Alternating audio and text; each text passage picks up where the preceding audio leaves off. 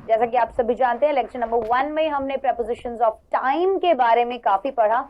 हमने देखा eight, in, on का सही इस्तेमाल, सिंस, फॉर और फ्रॉम का सही इस्तेमाल। इसी तरीके से और भी जो प्रेपोजिशंस हैं उनका भी इस्तेमाल हम आज की क्लास में देखेंगे। मैंने आपको बताया था कि प्रेपोजिशन जो है, ठीक है, जैसे आज की क्लास में हम विदिन का, अंटिल का और भी बहुत सारे प्रेपोजिशंस का इस्तेमाल देखेंगे। मैंने आपको बताया था प्रेपोजिशन क्या होते हैं।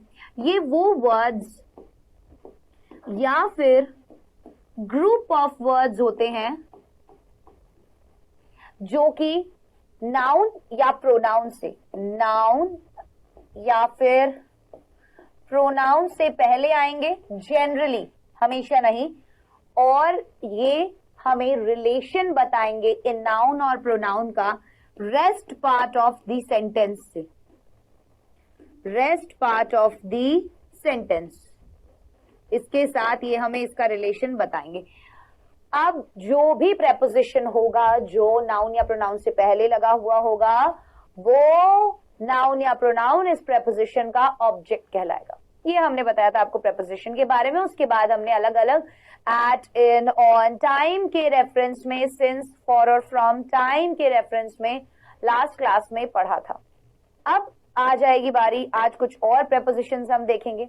अब जैसे कि अगर हमें पार्ट्स ऑफ डे बताने हैं, पार्ट्स ऑफ द डे बताने के लिए भी हम इन प्रेपोजिशन का यूज करते हैं। जैसे कल की क्लास में हमने देखा कि अगर हमें मौसम बताना है, साल बताने हैं, महीने बताने हैं, शताब्दी बतानी है, तो हम इन प्रेपोजिशन का यूज करते हैं। For example, in summer, right, in 1989, right, so मौसम बताया, शताब्दी बताई, हमने कोई साल बताना है, सो इस तरीके से हम क्या कर सकते हैं, वहां पर इन प्रेपोजिशन का यूज कर सकते हैं। अब अगर हमें पार्ट ऑफ डे बताना है, क्या बताना है, पार्ट्स ऑफ डे, जैसे इन the morning, in the afternoon and in the evening. एक बात का ध्यान रखिएगा, मैंने बताया था नाइट के लिए हम एट का यूज करते हैं।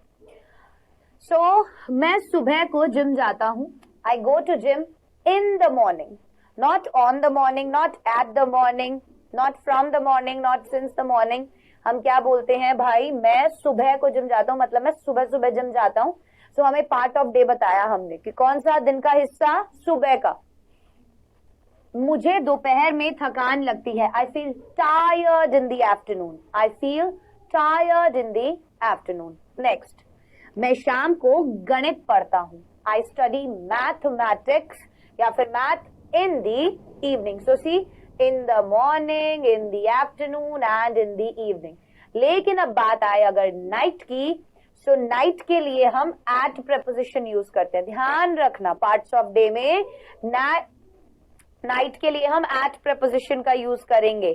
क्लियर हो गई ये बात? जैसे मुझे रात में पढ़ना पसंद है, I like to study at night, I like to study at night. Am I clear? So अगर आपको पार्ट्स ऑफ डे बताने हैं तो आप इन प्रेपोजिशन यूज करेंगे for morning, afternoon and evening, but आप नाइट के लिए एट प्रेपोजिशन यूज करेंगे, not in the night, at the night. Clear हो गई ये बात? चलिए, अब अगर पार्ट ऑफ डे से पहले अगर कोई दिन भी मेंशन किया हो, अगर जैसे आफ्टरनून है, मॉर्निंग है, इवनिंग है, लेकिन इससे पहले कोई दिन मेंशन किया होगा, तो हम ऑन प्रेपोजिशन लगाएंगे। ऑन आएगा, फिर वो पार्ट आएगा, ऑन आएगा प्लस डे आएगा प्लस पार्ट ऑफ डे आएगा, क्योंकि पार्ट ऑफ डे से पहले अगर कोई दिन मेंशन किया है तो उसके साथ ऑन प्रेपोजिशन लगता है। शुक्रवार रात को हमारे यहाँ पार्टी है, सो देखो रात क्या हो गया, पार्ट ऑफ डे। इससे पहले हमें दिन बताया, कौन से दिन की रात, शुक्रवार की रात। तो शुक्रवार जो है यहाँ पर मेंशन किया गया, इसीलिए हम ऑन यहाँ पर यूज करेंगे। See, we will have party on Friday night. अब यहाँ पे हमने एट फ्राइडे नाइट यूज नहीं किया, हमने क्या यूज किया, ऑन फ्राइडे नाइट। क्यों? क्योंकि हमें पार्ट ऑफ डे के साथ डे भी दिया हुआ था कि किस दिन होगा। सो हम यहाँ पर ऑन प्रेपोजिशन, अक्सर कॉम्पिटिटिव एग्जाम्स में या फिर नॉर्मल एग्जाम्स जो होते हैं या फिर हम बोलचाल की भाषा में भी देखें, हम अक्सर प्रेपोजिशंस का गलत इस्तेमाल करते हुए लोगों को देख सकते हैं, क्योंकि ये छोटी छोटी चीजें बहुत कम पता होती हैं। राइट। सो मेक श्योर कि चाहे आप बोल रहे हैं, चाहे आप लिख रहे हैं, चाहे आप एग्जाम दे रहे हैं, प्रेपोजिशंस एक बहुत ही इंपॉर्टेंट टॉपिक है और इसमें ये छोटी छोटी बातें हैं जो आपको याद रखनी होती हैं। क्लियर। सो हमारी फ्लाइट मंडे मॉर्निंग की है। Again morning part of day, Monday day they रखा है, सो इसीलिए हम यहाँ पे ऑन प्रेपोजिशन लगाएंगे। कैसे? Our flight leaves on Monday morning, our flight leaves on Monday morning. Clear है? We do not use preposition before, exception है ये, एक्सेप्शंस का खास तौर पर इंग्लिश में ध्यान रखा जाता है। हम किन के साथ प्रेपोजिशन का यूज नहीं करते? Today, tomorrow, yesterday, this morning, tonight, last, next, every. अब जैसे हम बोले ना last night, next morning, every day, इस तरीके से हम इनके साथ प्रेपोजिशंस का यूज नहीं करते। ठीक है। अब आप बोलेंगे मैम यहाँ पर तो टुनाइट लिखा है, नाइट के लिए तो आपने बोला था एट, अब एट टुनाइट तो नहीं बोलेंगे, हम सीधा बोलेंगे टुनाइट। अगर हमें बोलना I am going to the party at night तो वो ठीक है, I am going to the party tonight. तो यहां पर आप प्रेपोजिशन यूज नहीं कर रहे हैं टुनाइट से पहले। ठीक है, क्लियर हो गई ये बात? तो मैंने आपको क्या क्या बताया अब तक? मैंने बताया पार्ट्स ऑफ डे के साथ, मॉर्निंग, आफ्टरनून एंड इवनिंग के साथ हम इन प्रेपोजिशन लगाते हैं, लेकिन जब बारी आती है नाइट की तो हम ऑन एट प्रेपोजिशन लगाते हैं। उसके बाद हमने क्या देखा? अगर पार्ट ऑफ डे के साथ हमें डे भी दिया हो तो हम ऑन प्रेपोजिशन लगाएंगे। और उसके अलावा एक एक्सेप्शन हमने देखा कि हम किनके साथ प्रेपोजिशंस का यूज नहीं करते। The words are today, tomorrow, yesterday, this morning, tonight, last, next, every. Am I clear? ये जो स्लाइड्स हैं ये आपको प्रॉपरली मिलेंगी। मेक श्योर आप नोट्स बनाएं। नोट्स आपको वैसे भी मिलेंगे, पर अगर आप ये भी क्लास में जो बनाया जा रहा है इसको भी अपनी कॉपीज में लिखेंगे, वो आपके लिए बहुत बेनिफिशियल होगा। ठीक है, क्लियर हो गई? यहां तक हमें समझ में आ गया। आगे बढ़ते हैं। अब जब हम दिए हुए वक्त में किसी काम के खत्म होने की उम्मीद होती है, क्या होगा कि भाई अगर हम बोले यार मैं ना 1 घंटे में आ जाऊंगा, हमने सामने वाले को एक समय दे दिया कि भाई मैं इतनी देर में आ जाऊंगा, तो अगर जो दिया हुआ वक्त है और जो काम है वो उस समय में पूरे होने की बात अगर हम करें तो वहां पर इन प्रेपोजिशन लगता है, वहां पर इन प्रेपोजिशन लगता है। कैसे? मैं 1 घंटे में आ जाऊंगा, I will return in an hour, I will return in an our. इस सेंटेंस में हमें यह पता चलता है कि काम 1 घंटे में पूरा होगा। एक एक चीज इसीलिए मैंने यहां लिखी हुई है सो दैट आप कभी रिवीजन करने भी चलें तो अगर आप ये स्लाइड्स खोलेंगे तो आपको पूरा वीडियो देखने की जरूरत नहीं पड़ेगी, यहां से आपका पूरा रिवीजन इजीली हो जाएगा। क्लियर है ये बात? हमने क्या बताया अभी? अगर कोई दिए हुए समय में काम पूरा होने की उम्मीद हो तो हम इन प्रेपोजिशन लगाएंगे। क्लियर है? मैं 1 घंटे में आ जाऊंगा, I will return in an hour, I will return in an our. चल अब बात करते हैं विद इन प्रेपोजिशन की। विद इन कहां यूज होता है? अब कोई भी आपने अगर समय दिया और आप उम्मीद क्या करें कि उस समय से पहले काम हो जाएगा। अब बोल रहे हैं यार 1 घंटे के अंदर अंदर या 1 घंटे से पहले। एग्जाम्पल समझना, दिए गए समय के खत्म होने से पहले काम के खत्म होने की हम क्या करेंगे? विद इन प्रेपोजिशन का यूज करेंगे। जैसे मैं 1 घंटे के अंदर अंदर आ जाऊंगा, पिछले वाले में क्या था? पिछले वाले में था मैं 1 घंटे में आ जाऊंगा। इधर है कि जो काम के लिए मैंने समय दिया है कि भाई मैं 1 घंटे के अंदर अंदर आ जाऊंगा, मतलब 1 घंटे से पहले आ जाऊंगा। तो दिए हुए वक्त में जो काम है वो काम खत्म होना, उससे अगर दिए हुए वक्त से पहले अगर वो काम खत्म हो जाता है तो वहां पर हम विद इन का यूज करते हैं, अदरवाइज हम इन प्रेपोजिशन तो यूज कर ही रहे थे। जैसे आई will return within an our, तो इस सेंटेंस में हमें क्या पता चलता है कि काम 1 घंटे से पहले खत्म हो जाएगा। काम 1 घंटे से पहले खत्म हो जाएगा, इसीलिए हमने यहां पर विद इन प्रेपोजिशन का यूज किया. So I will return within an hour. I will return within an hour. Clear है? आ गई बात समझ में? कंफ्यूजन नहीं होगा. चल, अब नेक्स्ट है टिल प्रेपोजिशन. टाइम के रेफरेंस में देख रहे हैं ना अभी तक हम जो भी प्रेपोजिशंस देख रहे हैं. पॉइंट ऑफ टाइम टिल के लिए यूज होता है, लेकिन कब? किसी निश्चित समय पर किसी काम के खत्म होने के लिए. किसी निश्चित समय पे किसी काम के खत्म होने के लिए. इस तरीके के सेंटेंस में ड्यूरेशन ऑफ टाइम नहीं दिया जाता. जैसे 2 घंटे 3 घंटे नहीं दिया होगा, वो ड्यूरेशन ऑफ टाइम हो जाता है. यहां पर हमें स्पेसिफिक पॉइंट ऑफ टाइम दिया होगा, जैसे 10 बजे 11 बजे 12 बजे. हम बोले ना मैं 10 बजे तक आ जाऊंगा, मैं 9 बजे तक आ जाऊंगा. I will come till 9 o'clock. तो क्या बोला कि किसी निश्चित समय पर किसी काम के खत्म होने के लिए. यहां पर निश्चित समय क्या दिया गया? 9 बजे. पहले वाले में क्या दिया जा रहा था? 1 घंटे 2 घंटे के अंदर अंदर आ जाऊंगा. यहां बोल रहा है 9 बजे. सो सी, बात लगभग एक जैसी ही है. वो 1 घंटे बाद भी 9 बज सकते हैं, पर यहां पर बोला है समय 9 बजे. स्पेसिफिक पॉइंट ऑफ टाइम दिया है. That's why we are gonna use within preposition over here. Sorry, till preposition over here. Otherwise हम क्या कर रहे थे? विद इन यूज कर रहे थे जब हम बोल रहे थे कि कोई भी काम जो है वो दिए हुए वक्त से पहले खत्म होने की उम्मीद हो. राइट? सो मैं 9 बजे तक आ जाऊंगा. I will return till 9 o'clock. वह 8 बजे तक सोया. He slept till 8 o'clock. Specific time के लिए एट का प्रयोग करेंगे. जैसे मैं 9 बजे आ जाऊंगा, I will come at 9 o'clock.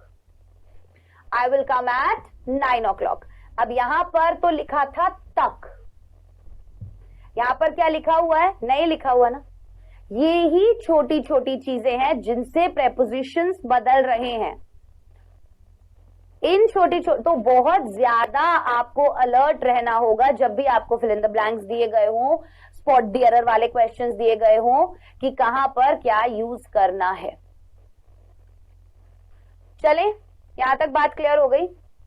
चल, अब बारी है इन और इनटू प्रेपोजिशन की. इन और इनटू का मतलब हिंदी में क्या होता है? दोनों में ही में यूज करते हैं हम. इनका मतलब भी में होता है, इनटू का मतलब भी में होता है. अगर कोई एक चीज किसी चीज के अंदर है, जैसे ये जो इन लिखा हुआ है मैंने, ये इस बॉक्स के अंदर लिखा हुआ है. तो ये बॉक्स के अंदर कोई भी चीज जब किसी चीज के अंदर ऑलरेडी है और स्थिर अवस्था में है, एट दैट टाइम हम क्या यूज करते हैं? इन प्रेपोजिशन. लेकिन अगर कोई भी चीज मोशन में है, चल रही है, जैसे वो कमरे में जा रहा है, तो अभी वो जो काम है वो गति में है. किसमें है? गति में.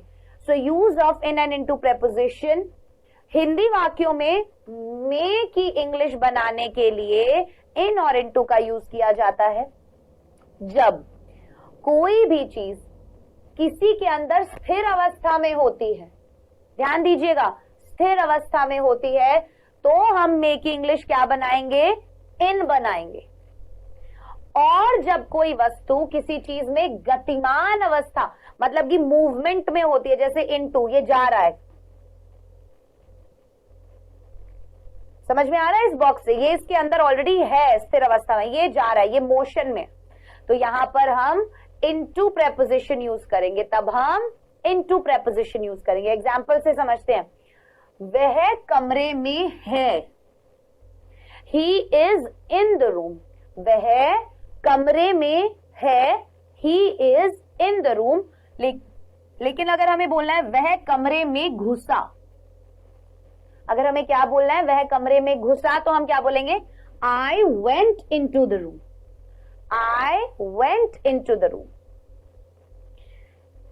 या he went into the room. अगर वह लिखा है यहां पर, अगर मैं कमरे में घुसा होता तो आई वेंट होता, अदरवाइज आप लिखेंगे he went into the room. Clear? वह नदी में कूदा. He jumped into the river. He jumped into the river. So कूदा, मोशन में थी ना वो चीज. समझ में आई? इन और इनटू का मतलब समझ में आया? इन कोई भी चीज किसी चीज के अंदर अगर स्थिर अवस्था में मतलब ऑलरेडी कमरे में है या किसी चीज में है, और अगर कोई चीज अंदर जा रही है, मोशन में है, तो वो इनटू होगा। अब है पर, हिंदी में हम पर बोलते हैं, इंग्लिश में होता है एट, ऑन, ओवर, अबव।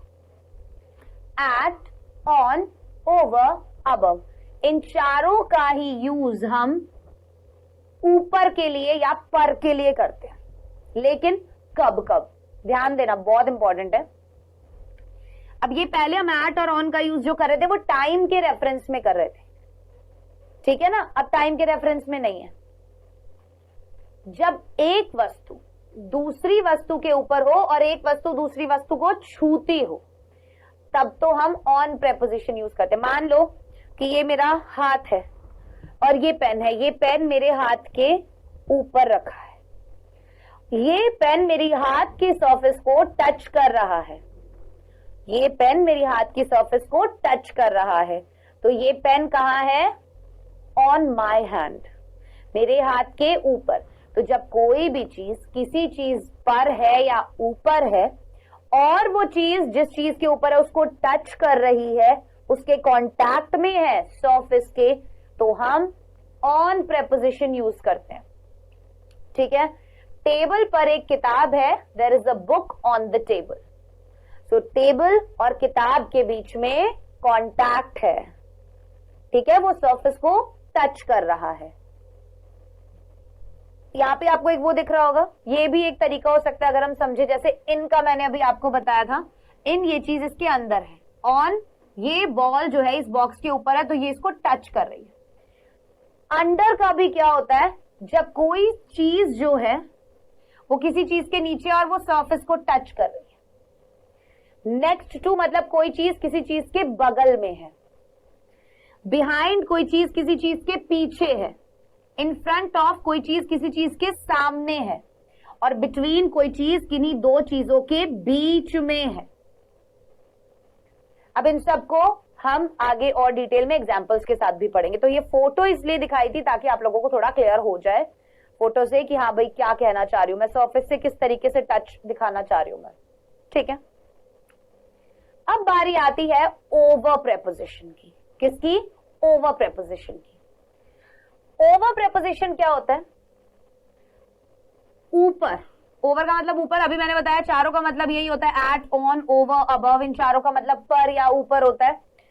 सो ऊपर, जब एक वस्तु दूसरी वस्तु के ऊपर हो पर एक दूसरे को टच नहीं करती हो।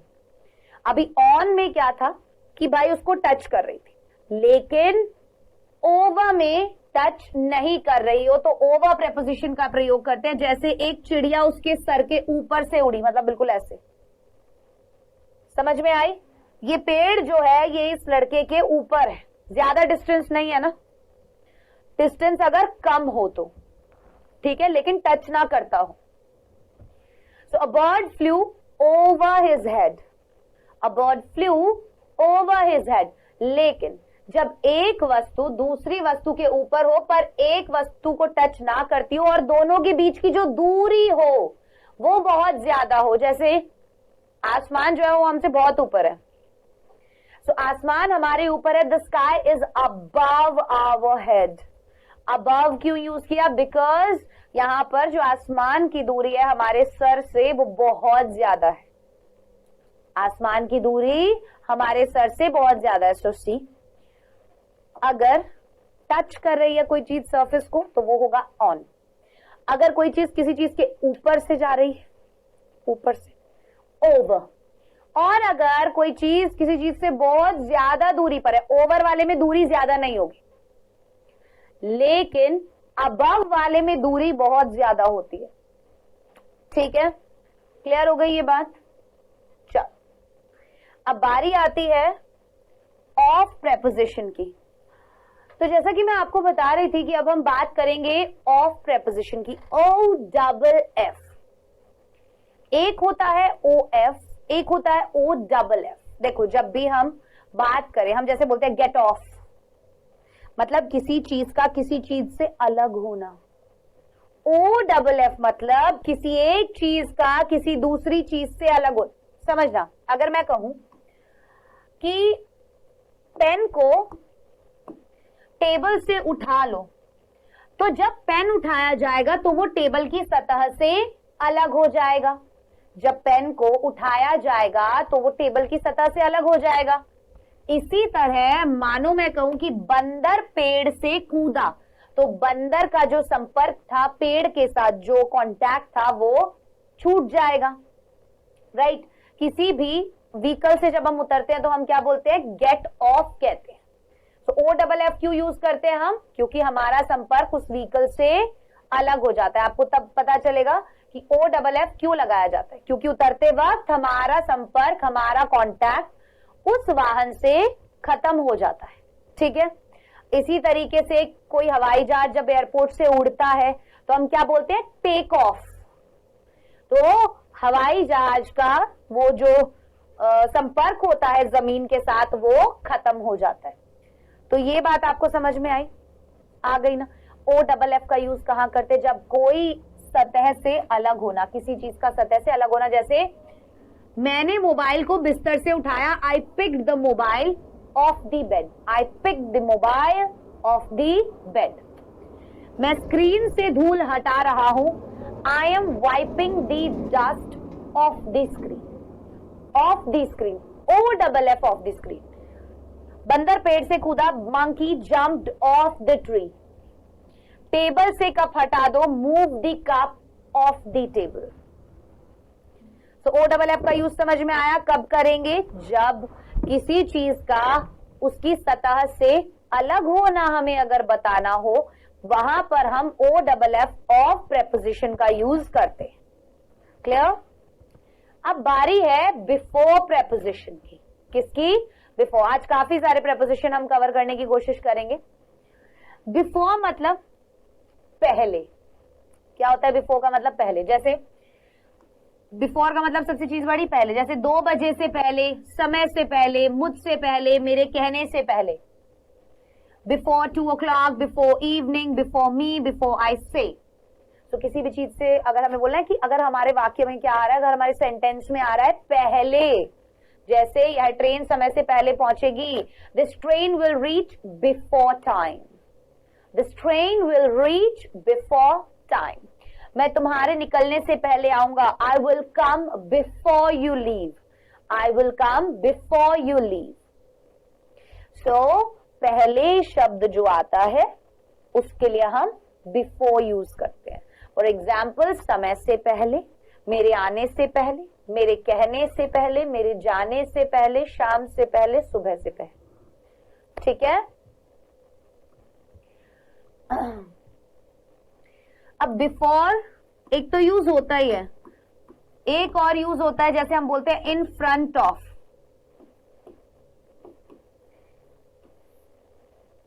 तो वो होता है के सामने। जैसे सामने के लिए भी हम बिफोर का यूज करते हैं। अब आप बोलोगे मैम इन फ्रंट ऑफ का भी तो यूज करते हैं। यस, इन फ्रंट ऑफ का भी यूज करते हैं, लेकिन हम बिफोर का भी यूज करते हैं। तो एक हुआ पहले और एक हुआ सामने, 2 यूज हो गए बिफोर के। एक तो हुआ पहले और एक हुआ सामने। क्या हुआ दूसरा? सामने। राइट? अब मैं आपके सामने खड़ा हूं, now I am standing before you. अब मैं आपके सामने खड़ा हूं, now I am standing before you. Right? Next is after. After मतलब बाद में। आफ्टर मतलब बाद में। मैं तुमसे 10 बजे के बाद मिलूंगा, I will meet you after 10। I will meet you after 10। मैं उनके बाद पहुंचा, I reached after them. I reached after them. So after का यूज कहां किया हमने? बाद में के लिए। आफ्टर का यूज कहां किया हमने? बाद में के लिए। बिफोर का यूज पहले के लिए और सामने के लिए। आफ्टर का यूज बाद में के लिए और किसी के पीछे पड़ना। जैसे चोर पुलिस के पीछे पड़ी हुई है। जैसे पुलिस का चोर के पीछे पड़ना, किसी को पाने के लिए पीछे पड़ना। एग्जाम्पल, पुलिस चेजिंग थीफ और chase someone something to acquire, कुछ पाने के लिए किसी चीज के पीछे पड़ना। एग्जाम्पल से समझना, एक तो आफ्टर मतलब क्या हुआ, बाद में, एक आफ्टर का मतलब हुआ किसी चीज के पीछे पड़ना। मैं मदद पाने के लिए अपने प्रोफेसर के पीछे पड़ गया था। I was after my professor for getting some help. I was after my professor for getting some help. वो बेवजह उस लड़की के पीछे पड़ा हुआ था। He was unnecessarily after that girl. He was unnecessarily after that girl. Right? मेरे पापा ने 3 बार मना कर दिया है, पर मैं अभी भी उनके पीछे पड़ा हुआ हूं। My father has denied thrice. मेरे पापा ने 3 बार मना कर दिया। So my father has denied thrice, but I am still after him. So after का यूज एक तो होता है बाद में, और एक क्या होता है, किसी भी चीज के पीछे पड़ना, किसी भी चीज के पीछे पड़ना। याद रहेगा, बिफोर का जैसे मतलब क्या था, पहले और सामने। अब नेक्स्ट है बाय प्रेपोजिशन। बाय का यूज हम द्वारा के लिए भी करते हैं, और आपने देखा होगा पैसिव वॉइस में बहुत सी बार यूज होता है, बहुत सी बार नहीं, पैसिव वॉइस में ही यूज होता है। राइट? सो राम के द्वारा या फिर किसी के द्वारा अगर हमें बोलना है, तो पैसिव वॉइस में जब भी आप बोलोगे किसी भी सेंटेंस को, पैसिव वॉइस होता क्या है, जब भी कोई भी काम जो हो रहा है सेंटेंस में, ठीक है, जब हम सब्जेक्ट को ऑब्जेक्ट की जगह और ऑब्जेक्ट को सब्जेक्ट की जगह कर दे, और उस काम का असर जो है, मतलब कि जो डोमिनेटिंग पार्ट होता है ना, वो ऑब्जेक्ट हो जाता है पैसिव वॉइस में, और सब्जेक्ट ऑब्जेक्ट की तरफ चला जाता है। सो मुझे किसी के द्वारा रोका गया, I was stopped by someone.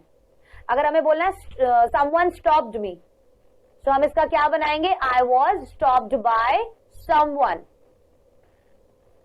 उसे अपने पापा द्वारा भेजा जा सकता है, he can be sent by his father.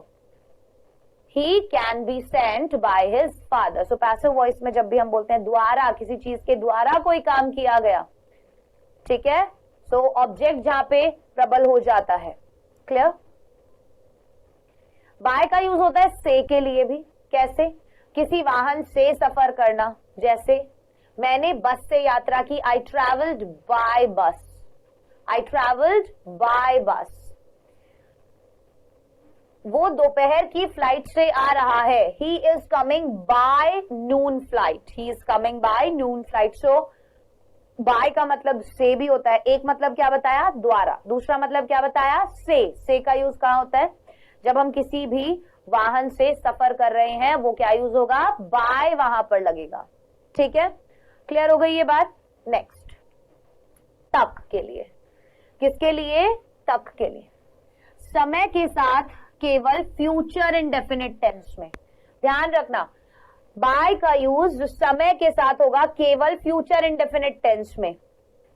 जैसे 2 बजे तक, सुबह तक, बाय 2 o'clock या बाय मॉर्निंग। लेकिन कब? केवल फ्यूचर इंडेफिनिट में। जैसे मैं 4 बजे तक निकल जाऊंगा, मैं 4 बजे तक निकल जाऊंगा। I will leave by 4 o'clock। I will leave by 4 o'clock।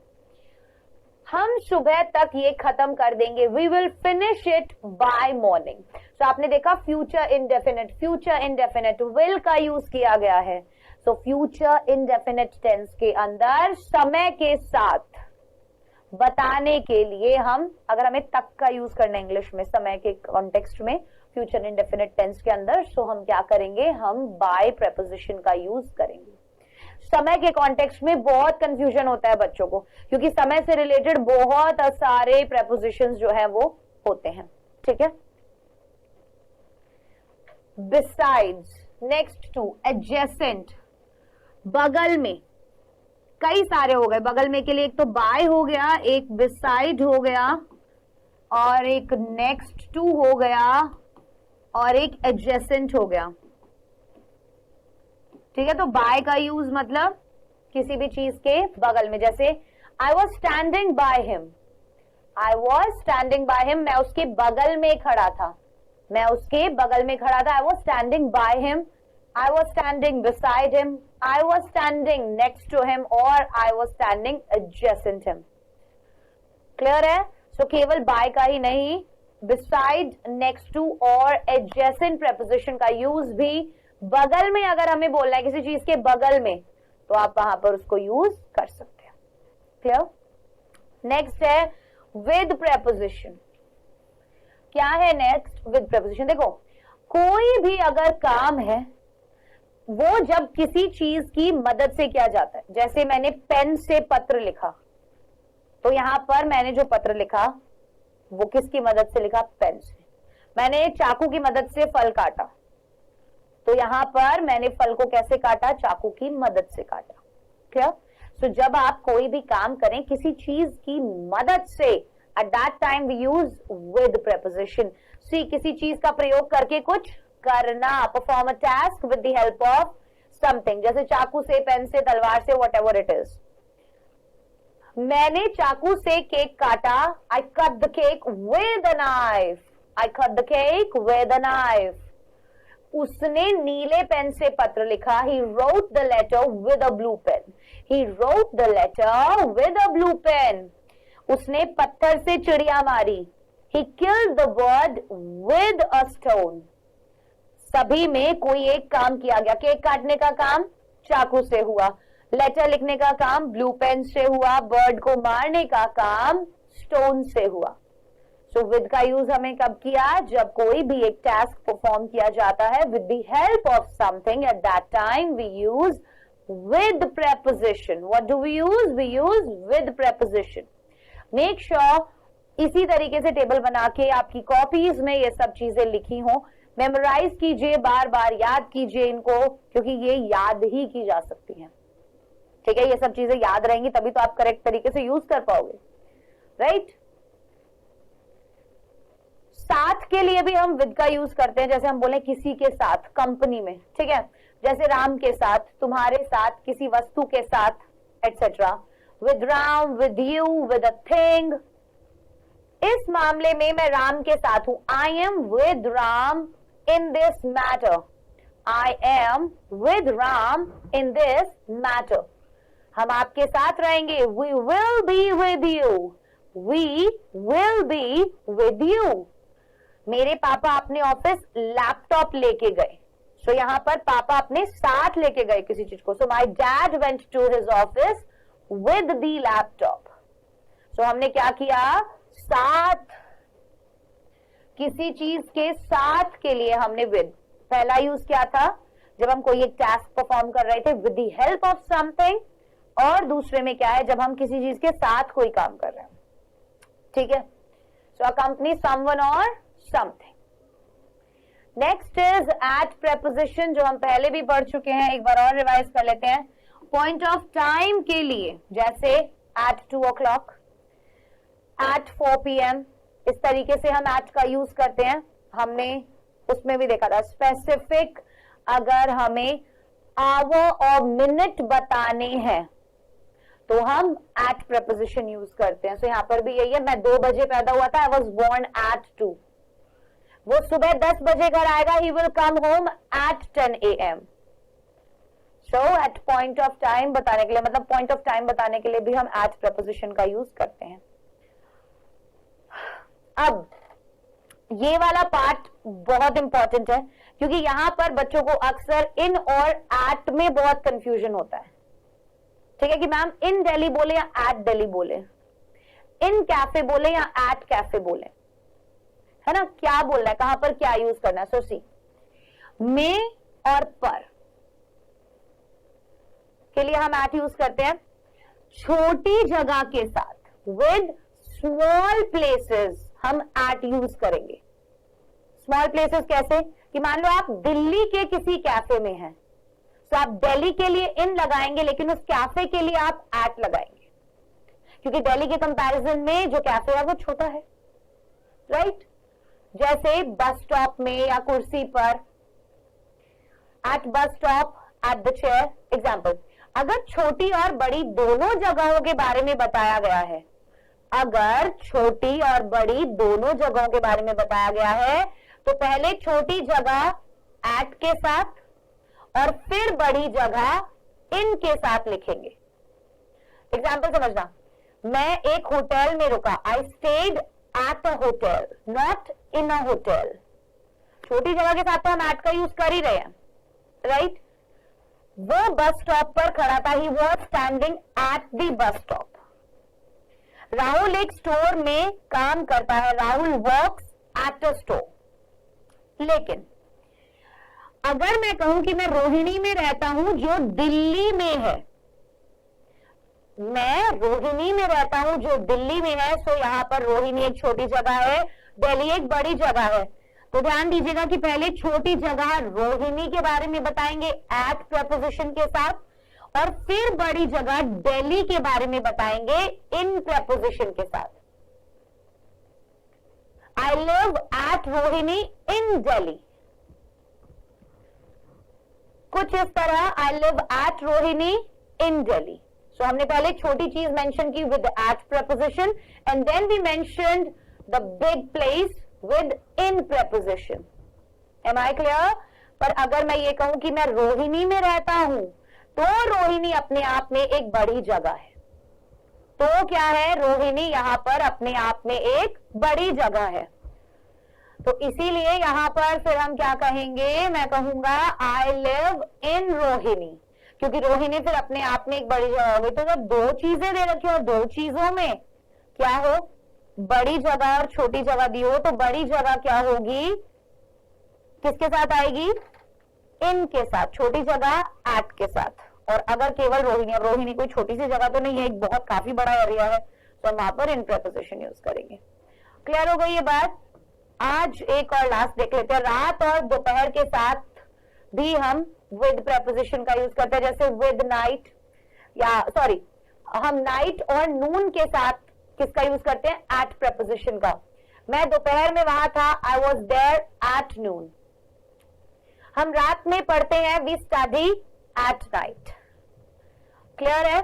सो ये थे आज के कुछ प्रपोजिशंस। अब बारी है क्विज की। क्विज का पहला क्वेश्चन आपके सामने ये रहा, हमारी फ्लाइट मंडे मॉर्निंग की है, flight leaves on Monday morning, in Monday morning, our flight leaves into Monday morning और नन।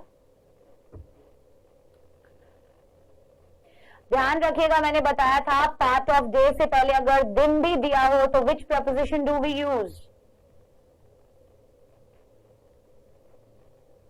नेक्स्ट क्वेश्चन, मैं 1 घंटे में आ जाऊंगा, I return in an hour, I have return in an hour, I will return in an hour और none.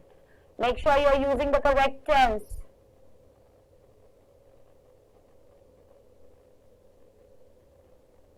चलिए, so question number 1, हमारी फ्लाइट मंडे मॉर्निंग की, एज आई टोल्ड यू, जब भी पार्ट ऑफ डे के साथ डे दिया हो, मॉर्निंग पार्ट ऑफ डे है,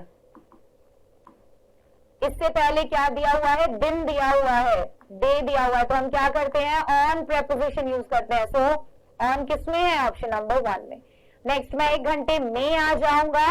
अब इसने बताया कि मैं इतनी देर में आ जाऊंगा, एक निश्चित समय उसने हमें दे दिया कि भाई 1 घंटे के अंदर वो आ जाएगा। So I will return in an hour. ठीक है, गा यूज किया तो विल यूज करोगे ना, हैव या फिर विल के साथ ये वाली फॉर्म थोड़ी यूज करते हैं, फर्स्ट फॉर्म यूज करते हैं। सो ऑप्शन नंबर 1 सही आंसर होगा। आज हमने काफी सारे प्रपोजिशन कवर करे। For example